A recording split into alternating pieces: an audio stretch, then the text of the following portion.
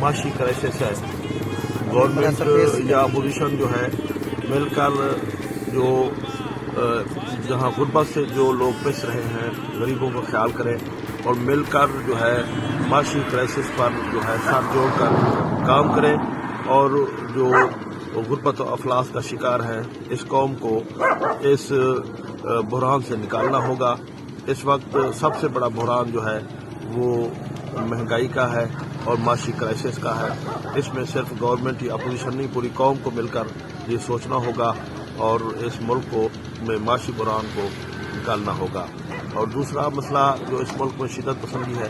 تو اس کے لیے ضروری ہے کہ پنجاب اور خیبر پختونخوا کے نصاب میں صوفیہ کرام کی تعلیمات کو شامل کیا جائے اور جو